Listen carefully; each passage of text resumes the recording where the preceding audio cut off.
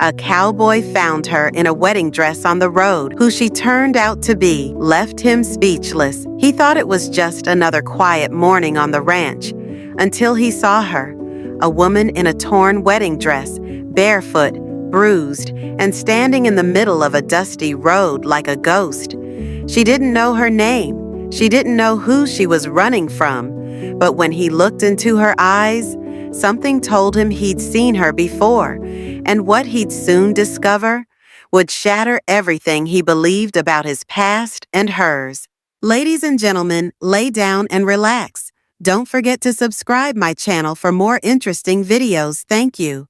The sky was streaked with soft orange, not yet fully committed to daylight, and Cole Maddox sat easy in his saddle, letting the rhythm of his horse's steps keep time with the silence around him. He came this way every morning, riding out along the fence line that bordered his family's land. It was a habit he'd never broken, not even after life broke him. The world had gotten quieter after his brother Jesse died. Colder? Like the ranch could feel the emptiness, too.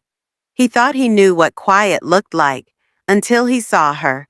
At first, he thought it was some kind of illusion, a shimmer in the haze.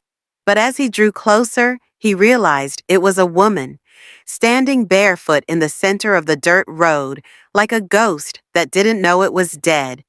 Her dress was white, or it had been once. Now it looked like it had been through hell, ripped, muddied, the train trailing behind her like a wounded veil. Her face was pale, her dark hair wild, knotted with burrs and dry leaves. But it was her eyes that hit him hardest, green and glassy, like she wasn't sure if this world was real. Cole reined in his horse, adrenaline sharp in his blood.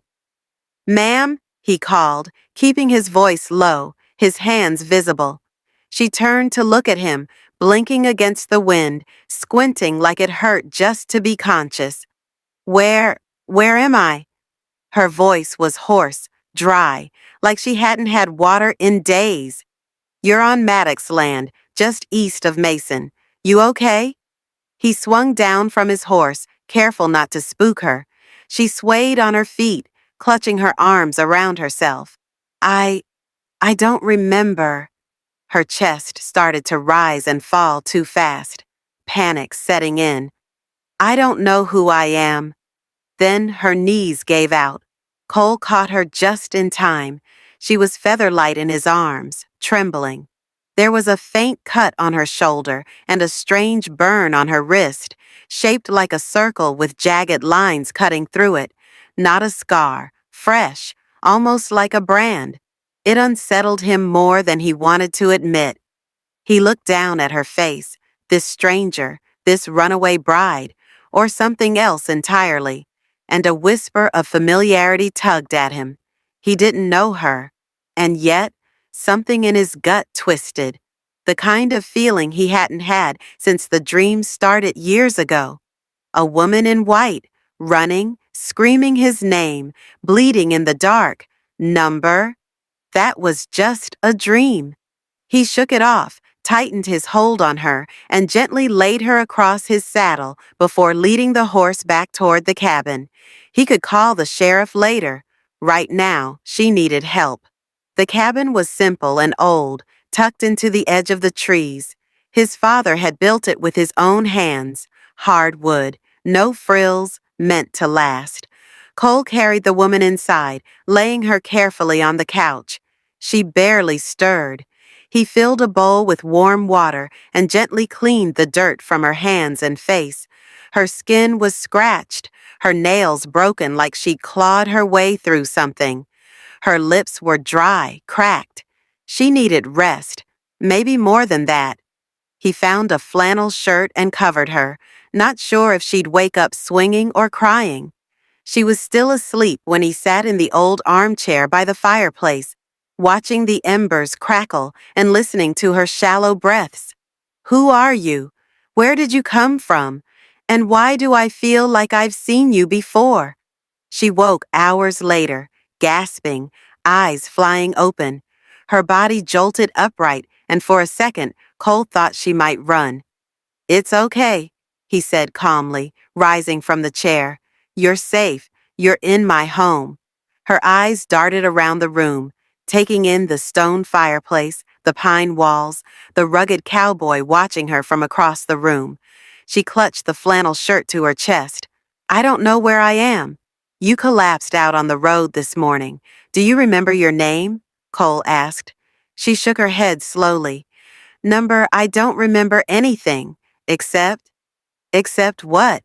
Her eyes locked on his. You, I've seen you before, in a dream, a face I couldn't forget. Cole froze. What kind of dream? She blinked. You were standing in the rain. There was smoke, fire. You called my name, but I never heard it. Just your voice. You look just like you do now. His jaw clenched. The fire crackled louder. He hadn't told anyone about his dreams. And yet here she was, describing one like she'd lived it with him. Something deeper was at play, something he didn't understand. The storm rolled in just before midnight. Heavy clouds draped the hills, and rain tapped the cabin roof in a steady rhythm. Inside, the woman lay curled on the couch, finally sleeping soundly. Cole sat across the room at the kitchen table, a half-empty bottle of whiskey and a notepad in front of him, though he hadn't written a single word. He couldn't stop staring at the symbol on her wrist. It looked too precise to be an accident, not tribal, not decorative. It looked like something designed, branded. A knock at the door made him jolt upright. Nobody came up this road without a reason, especially not during a storm. He opened the door to find a tall, narrow man in a dark coat, rain dripping from his hat. His boots were spotless, his eyes hidden behind round glasses that caught the cabin light. Evening, the man said. His voice was calm, cold. Sorry to bother you, just wondering if you've seen someone come through here. Cole didn't answer. The man reached into his pocket and pulled out a photograph. The woman, in the wedding dress. But in this photo, her face wasn't scared. It was blank, almost lifeless. She's missing, the man said. Family's real worried. Might have wandered off after a breakdown. Seen her? Cole stared at the photo, his jaw tight. Nope, haven't seen her. The man studied him, then tipped his hat. Well, if she shows up, you let someone know. Cole shut the door, his mind racing. Because now he was certain of two things. The woman on his couch was running from something far more dangerous than a broken wedding. And whatever it was, had just come knocking. The stranger's visit rattled Cole more than he admitted. As soon as the man disappeared down the road, Cole bolted the door, checked every lock, and pulled down the shades. Then he sat in the dark for hours, watching the woman sleep as thunder rumbled over the hills. When she stirred, blinking in confusion, Cole asked softly, You ever seen this? He showed her the photo the man left behind. Her breath hitched. That's me, she whispered. But I don't remember posing for that. Why do I look so empty? Cole hesitated, then made a decision he hadn't made in years. He led her into the attic. Dust danced in the beam of his flashlight as they climbed the old ladder. Tucked behind crates of his father's tools and forgotten hunting gear was an iron lockbox. It hadn't been opened since Jesse died. Cole opened it now, hands steady but heart racing. Inside, an envelope marked Do Not Open, a few medals, and an old photo album. He flipped through it, something pulling at his gut. A photograph that didn't belong. A woman her standing beside Jesse, dressed in white. Same eyes, same scar on her wrist. Except the picture was over 5 years old.